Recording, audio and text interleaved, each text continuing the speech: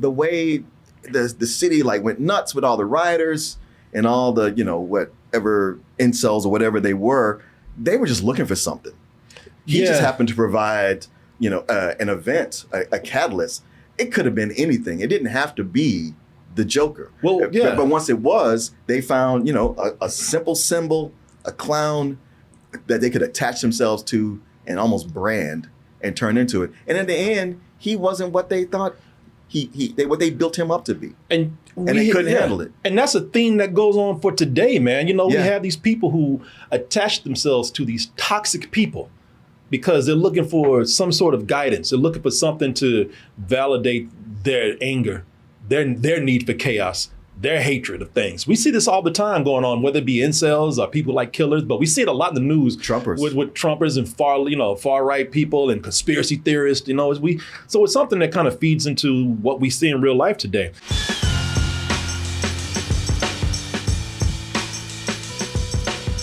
People been asking the big question this weekend. Joker, what happened to you, baby? You were beautiful at one time. At one time, the Joker was the billion-dollar man on top of the world. Look at him, man. This time, not so much. This time around, and this is what people are saying. Oh, let the critics hate. That's what you do all the time anyway. People can't have nothing because of you. And the audience says, no, I'm right there with you too. Yeah, this movie was one of the, but wow. It's funny how the Joker, this agent of chaos, the man who divides people, actually brought the audiences and critics together. And we all seem to agree that, yeah, man, you should have stayed your ass put, man, and not try this again. We said we didn't need another one. You didn't listen. You got greedy, Warner Brothers, and now look at you. Deadline. No one's laughing now. They pulled a Mario on him, man. Goddamn. Joker Folie A Deux falls down with $39 to $40 million opening. How the sequel went sideways, and that's from the Sunday box office. Far cry from the $100 million opening that the first Joker But had. a $40 million opening, that's nothing to cry about. Well, when your budget is $200 million. Oh, never mind. And when your expectations, because you're a sequel. Yeah. You want to do as well, and even doing as well is not good enough today. Right. You have to do better. Yeah. So what happened? As I said, what happened to you in the words of Diddy? What happened, baby? Where did you go wrong? To where even the audiences can't get you back on this. The audience score is usually higher. I know. Not this They time love around. everything. Yeah, this got the lowest cinema score ever from an audience for a comic book movie. Why so serious? This is from Sports Skeeter. Why so serious? Internet reacts to, oh, no, this is not the one. No, right here, Joker. Joker 2, cinema score is the worst grade for a comic book film. And that is from comicbook.com. Even lower than the Marvels?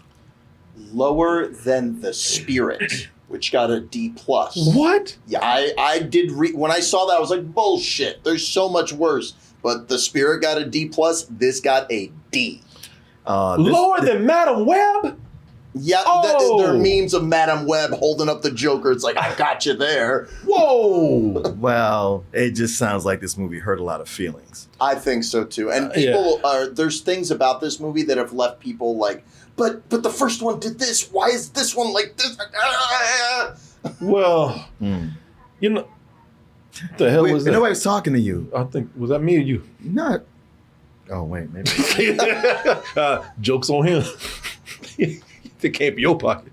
I like the Martin like, hey, tell your computer, shut up. Do not. Hey, Google, do not talk. Hey, Google, shut the up. Even though people gave it a chance and had high hopes for it, this movie did not do as well as expected. In fact, it did lower.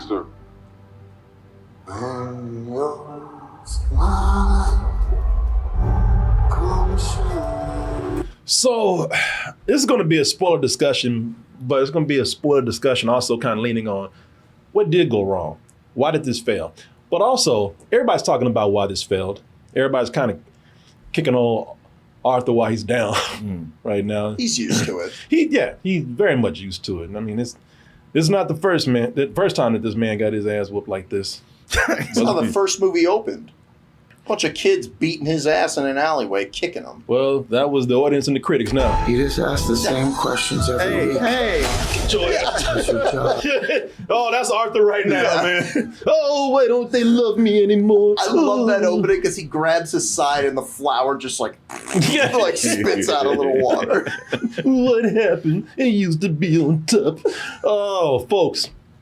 So I also want to talk about some of the things that are actually great in here. And maybe why those things didn't get a chance or why people didn't see those things. Because in our review, I think we all said, I feel like there's some brilliant stuff in this movie.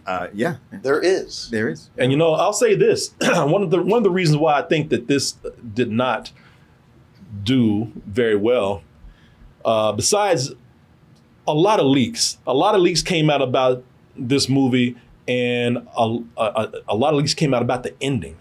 And I think the ending threw a lot of people off. A lot of people already heard about it. A lot of people had based their feelings on the movie based on what they heard about the ending, and they did not like it already. So I probably kept some people away. Some people kind of like, I'll just see when it comes out because this doesn't sound so good. But also, I'm going to say this. And this is just my opinion. I'm not pointing fingers at people. But I'm going to say that this is a very extreme case of people not liking change. I think... Now, even in this room here, we disagree on the levels of change that they make to a character, especially, a character that's well known or iconic or a legendary character. Some people like to change to the traditional take on a character, a history of a character. I understand that. Let me just say, maybe this movie appealed to me in the areas that it did because I like when they change characters around that I've seen the same story done to over and over and over again. We've had arguments on different levels of that. Oh, it changes the character where it's not that character, or in a case like me, it's like, well, I like it. For a one-off, or for finding a different way to tell a story that's, not been done over and over again, I think it keeps things interesting. I think it's cool when you find a different perspective on a character to tell, or a twist on a character to break the format from the usual story that we hear about that character. And I think this had potential to do that to great effect. I think that here's what happened with this. I think that it had potential for telling this grounded story of the character going to be the Joker. And I think people expected a grounded version, but still maybe with the look and a large feel of the tone of this with the characters, but they still expected the same thing. They expected a grounded version, but they didn't expect some of the twist that happened with this. Am I making sense here? I kind of get what you're saying. Well, let me tell you what I mean here. Because this movie gave them a twist on a character that broke what we usually see, and I think they were expecting, okay, that's realistic, but it's the same dynamic or chemistry that we had before. And the way it played with people's expectations and didn't give them that is what I love about this. So people, and we're hearing this in the news, and Martin, I think you kind of alluded to this. I think that people expected this character, Arthur Fleck, when he became the Joker, they expected him to rise up and, be a more grounded version of the heroic symbol of chaos. I think they expected him to be the Joker, where the Joker is, he's getting away with everything. Everybody loves him from the last movie. And now he's out spreading more chaos and anarchy. And I think people want to see more of that. And the thing with being grounded, though, that I like about this is that if you're going to explore this grounded approach, push it even further to where we're not doing that same story. Push it to where a person who does what the Joker does in this realistic version of this world, he cannot get away with that shit. No. You cannot go and start killing people on national TV and then making news, killing people in the subway. And you're not going to get to the point where you're going to get on TV talking about bombs are spread throughout the city. Sure. Yes. I mean, realistically, a character could do that as long as they don't get captured, which he was. And at that point, it's like, well, all right, well, realistically, your tale is over. Yeah. But like even the way the first one ended, it's like with him running around doing stuff, it's like, oh shit, here he goes. Yeah. And we come back here, like, here we go nowhere. He's still here. Yeah, he's in Arkham. And you know what? Like, again, people, it depends on how grounded you want to be. Some people said, I want it grounded up until a point. I want it real up until a point, but I still want my comic book version. I still want my story. I was like, nah, man, if you're going to go for it, go for it.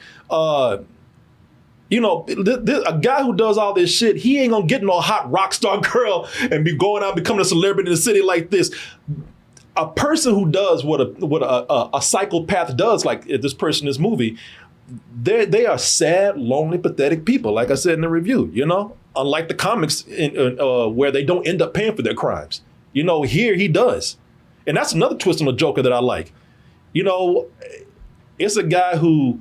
It's not the Joker where he's like, I'm gonna go around and just start, being crazier. I'm gonna have a lair. I'm gonna have henchmen. Nah, this is a guy who knew that he would not be able to get away with this. The law had him. He's in Arkham. And if you saw the movie, you know that he's up for the death penalty. And he's probably gonna lose. And at the end, he just admits to his crimes. It wasn't the Joker, it was me. And even though he's still kind of insane, he's not that crazy to where he can't admit to what he's done. And here's what I think is really brilliant about the effect of this movie. When this man admits to not really being the Joker, all right, I'm not the Joker. In that movie, people get up and start walking out of court. Mm-hmm. His girl says, what the you mean you ain't the Joker? Yeah. I signed up for him, not your sorry ass. Right. And she leaves him. Now, what is crazy about this, it immediately reflected real life. I know. That's one of the things that I think is brilliant about it. It's like this reaction is making me like these movies even more. Because it's like the movie told you what happens. Yeah. And you idiots followed it. Yeah. And people went crazy in this movie once he wasn't the Joker, and in real life, people got mad about it and didn't like it. We just talked about in South Korea.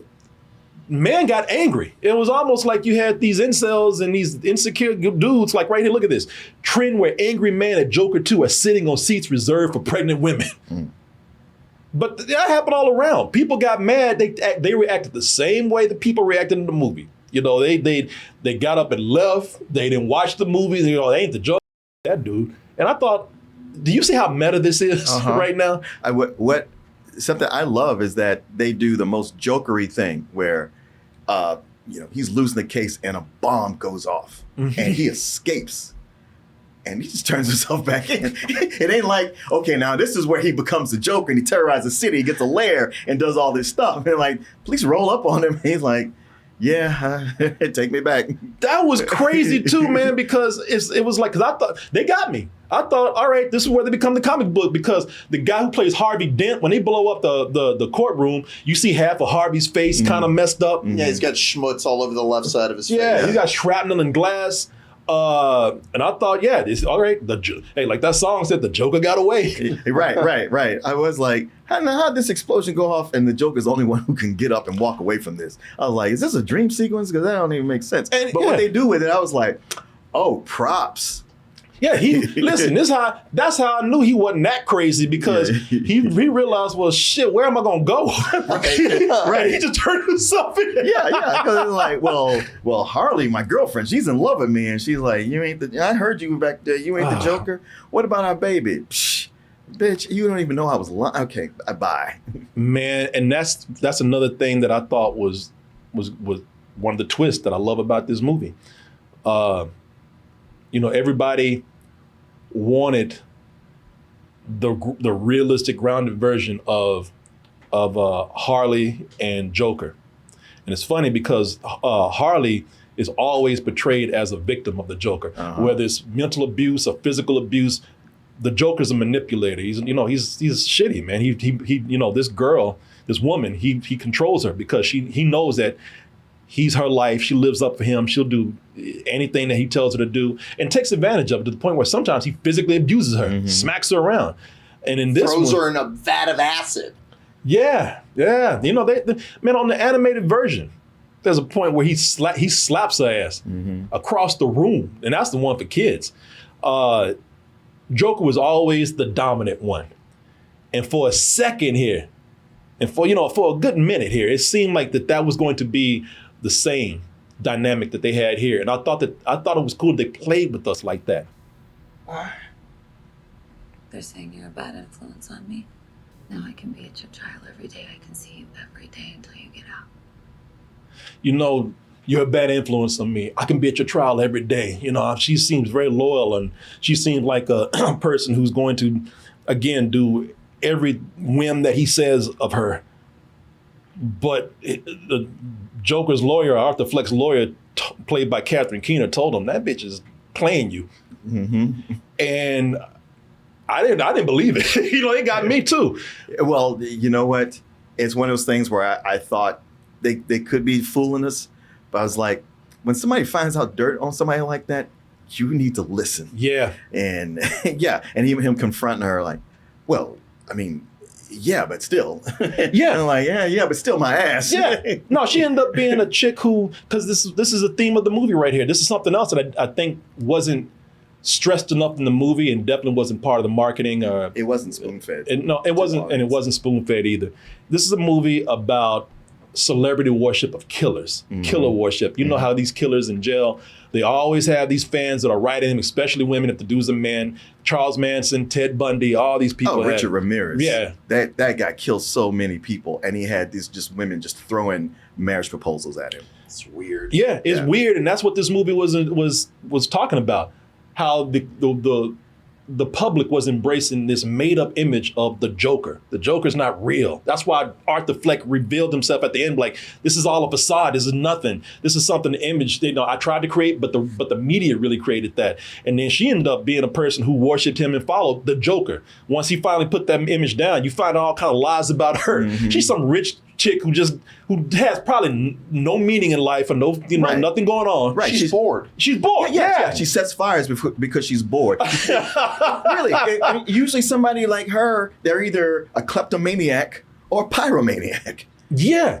She had her own problems, but she checked herself into the hospital. By the way, it don't work like that in real life, but she checked herself in the hospital just to be near him. So she was the one that was manipulating him the whole time. Yeah, that's the thing. When you look at how rundown Arkham is, that's one of those places. Oh, you check yourself in voluntarily? You ain't checking out. Oh, no, hell no. Especially if you're a female. I think I'm cured now, ready to go home. Like, yeah, we don't. Take your meds. No. These guards are sadistic. You ain't getting out of here. Yeah. This is prison. This is a crazy prison. But the reason why I kind of accepted and believed her that she could go in and out of there, her body language when she would approach these guards is like, as soon as this camera cuts, I'm gonna suck your dick and then I can do whatever I want. You're right. Yeah. That's very true. And these guards look like they're corrupted too. So yeah, you can see that. I think the money shot of the movie itself and what makes her worth being there is that scene where he's in jail and they're smoking together and he's exhaling the smoke and she's sucking it in. I thought that was pretty brilliant, and that sums up her character. Oh yeah, no, there's some gorgeous cinematography in this movie. Like if you saw this at IMAX just because you just want to see the visual aspect of it, you're an aspiring cinematographer, or you see movies just for cinematography. When they go, I will say this: sometimes when they go into these musical sequences, the sets are good enough. I still think they lack, but I think they look good. But like I said, I enjoyed this version of Harley. I've seen enough of Harley getting abused. I don't need to. It was kind of cool to see Harley getting the upper hand on the Joker. So thrilled he could hardly speak. You're just in time to see the. Even Batman's like, God damn! I don't even hit criminals that hard. He knocked the ass across the roof. You know what you say? Batman said, I don't even hit criminals that hard. Batman says, shit, Joker's pimp hand is strong. We've seen that, man. It's cool to see this character flipped. I think that's one of the reasons why people didn't like this movie, because they did twists like that and it really did not meet their expectations. Yeah, look, we just recently saw a different take on Harley Quinn in the Caped Crusader. And that all, they went a different way, but it still came back around to being like, but this works here. And it's without the Joker at all. Mm-hmm. And at least like the way I've been, watching these movies, I was like, Arthur Fleck is so not the Joker that it's, changing up Harley Quinn. Yeah, that works within this universe. That's fine. I didn't have a problem. Matter of fact, I like what they did. The whole duplicitous nature of her. I was like, this is really interesting. I'm actually digging this a lot. Yeah. And giving her more agency. You see, you nailed it, man. When you change a character or the nature of a certain character, because I still think there's a popular term is DNA, and Arthur Fleck to be, somewhat this world's Joker. But when you change that, you do have to change the dynamic of how certain characters relate or interact with them. Mm-hmm. So yeah, I don't know. But like I've said from the beginning, when you look at Arthur Fleck and his killings, the three guys on the subway attacking him, he just happened to have a gun. That could have been anybody. Exactly. That's not anything special. Exactly. Probably the most special killing he did was, of course, Murray on TV, because nobody does that. But people talk about it or try it. Usually a security to stop you from doing that. Yeah. And you had the guy who's bullying him, but that was a reaction also. Mm-hmm. It wasn't a I'm going out to kill you. But the way the city went nuts with all the rioters and all the whatever incels or whatever they were just looking for something. He just happened to provide an event, a catalyst. It could have been anything. It didn't have to be the Joker. Well, yeah. But once it was, they found, a simple symbol, a clown that they could attach themselves to and almost brand and turn into it. And in the end, he wasn't what they thought what they built him up to be. And they couldn't handle it. And that's a theme that goes on for today, man. We have these people who attach themselves to these toxic people because they're looking for some sort of guidance. They're looking for something to validate their anger, their need for chaos, their hatred of things. We see this all the time going on, whether it be incels or people like killers, but we see it a lot in the news. Trumpers. With Trumpers and far right people and conspiracy theorists, so it's something that kind of feeds into what we see in real life today. And just with fandom in general, I don't even tell people anymore that I like the Joker, but growing up as an actor, I was like, the Joker is a dream role, but now people make it their personality that they love the Joker. Walking around with Joker sneakers, have a whole closet filled with Joker t-shirts. Well, you got people who turn themselves into the Joker, like the Florida Joker. Yeah, and they think that's Tekashi 6ix9ine or something like that, it's and like I said, in reality, these people turn themselves into Joker to what extent? To where they don't commit crimes. They do it. They get to the point. They do all the makeup and they do all the clothes and they do all the theatrics. But they don't. But as far as committing crimes and blowing up shit, they stop right there. They don't do that. Yeah, they just romanticize it, which is also weird. Yeah. You go around the city, trying to advertise your tequila and get into fights with other people from TV shows like Diddy did. But that ending, man. You disrespect me on Halloween. I can't stop thinking about that line. I'm sorry. I don't want to derail the review. But that is true. You gonna disrespect? It was serious. Yeah. You gonna disrespect me on Halloween? Yeah. You damn fool. You idiot. But what about that ending? Let me just say this real quick before I pass on these guys. I like that he died. Because I think for one thing, it says, what if the Joker, if with him having to actually not become the comic book version, what if he did realize, I have to pay for my crimes, and the reason why that's important is because him admitting to his crimes left him sad and alone again. And even though he thought that there might be some chance that he might get back on top because he's still prancing around and acting like he's running things back at Arkham when he's about to probably go to the death penalty or be put to death, he does die, but not at the hands of the legal system. He dies at the hands of another inmate, and he's just there on the floor, sad and alone, right where he began. Mm-hmm. Yeah. Well, there's also, he disrespected the guards. And that's what I mean by he was cocky. Yeah. He got cocky and disrespected the guards, thinking I'm going to win this trial and get out, and who cares? And it's like, nah, consequences. You didn't win, and these guys. Snap back to reality. This is a corrupt system, and these guys can do whatever they want to do. Yeah. And the way they set him up was just so cold because it was so casual. Yeah, and because at the end of the movie, you hear he has a call. And he gets them like, yeah, I knew that bitch be back.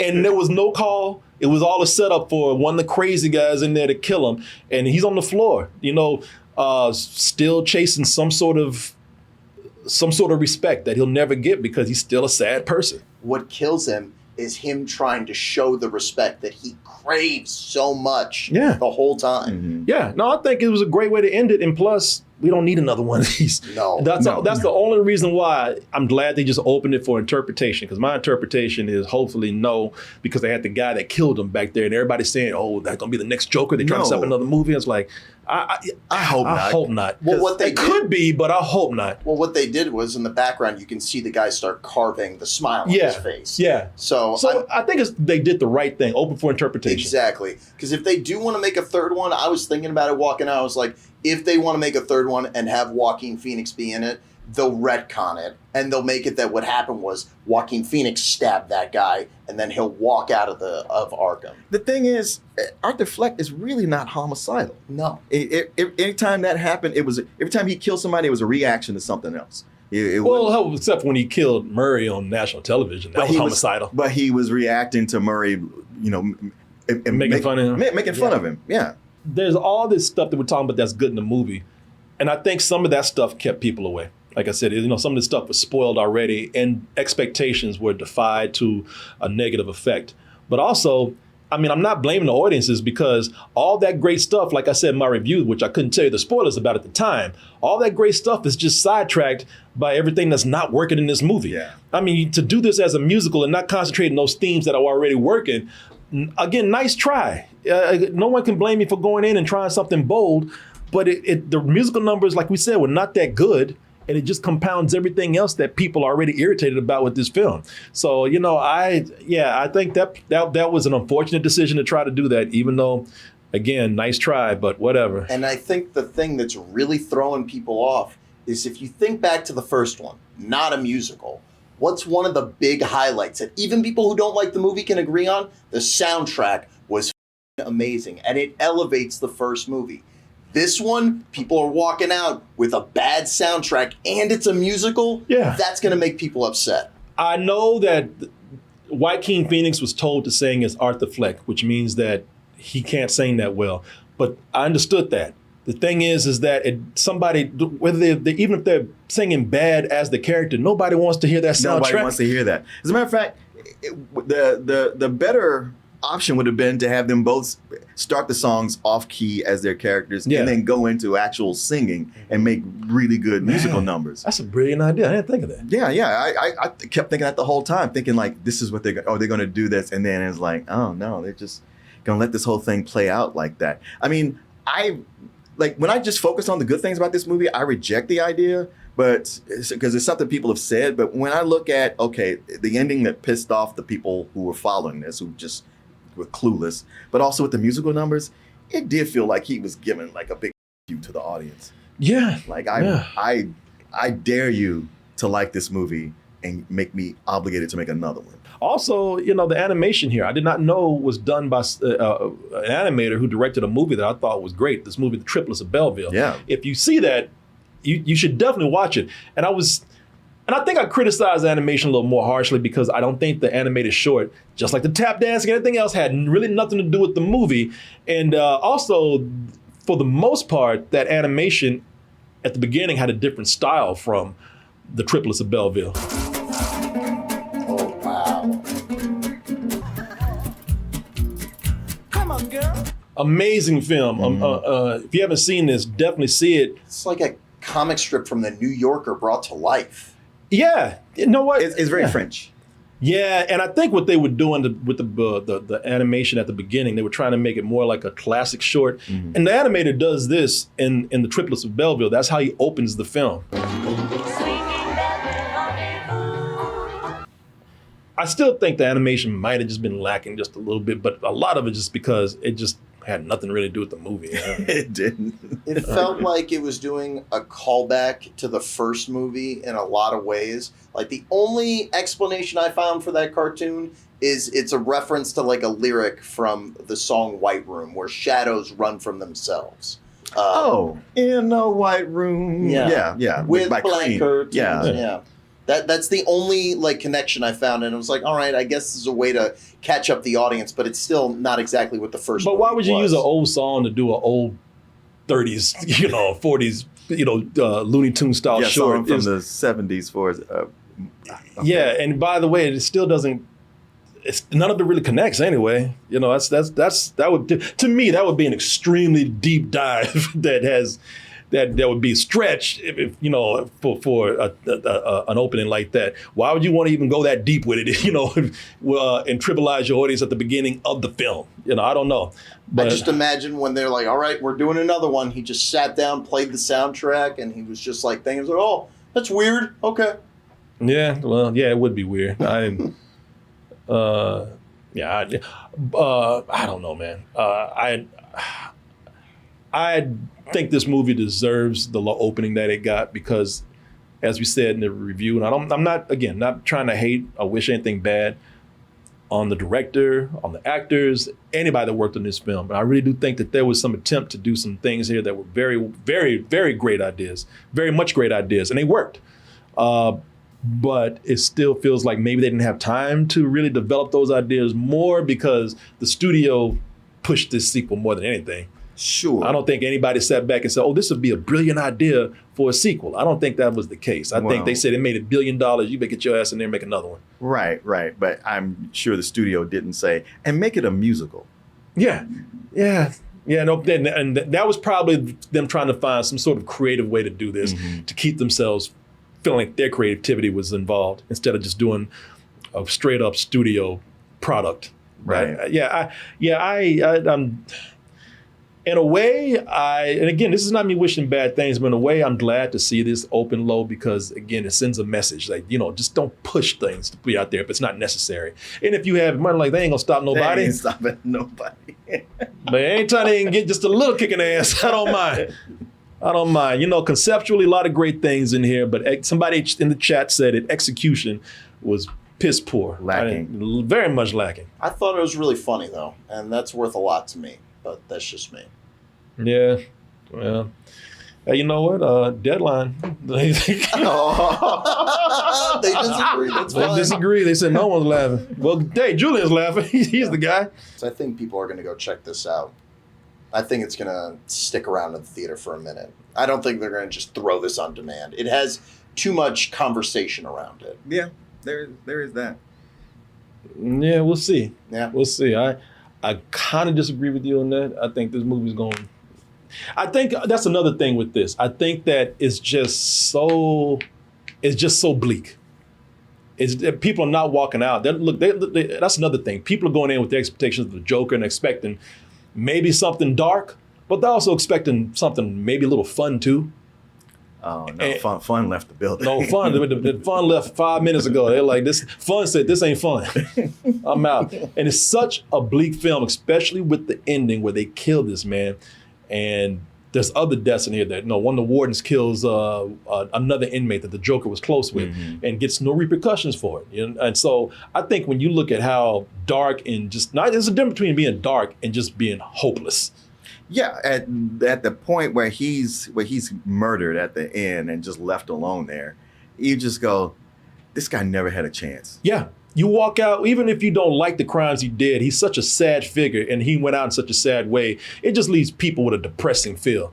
And I think that's another thing that's keeping this from having word of mouth. You know, who's going to recommend a movie that, first of all, is not that great in the beginning and expect you to sit up here and get your ass kicked for almost 2 hours. And then at the end, they leave you with nothing. They leave you with nothing but depression.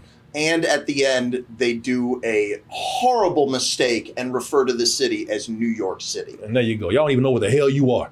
Yeah. This movie's all over the place. You don't even know where you are. It left Gotham. And they referred to it as Gotham in the beginning. I mean, New York used to be called Gotham. So maybe. Okay, yeah. Sure. I think they just got confused. We don't even know where the hell we are ourselves. So. We're in New York, y'all. Well, you made it to the end of the video. That must mean you really like what we do. So if you do, check out these other videos just like this one. Check out our other YouTube channels and subscribe to join our wonderful Toasty community. And as always, stay toasty.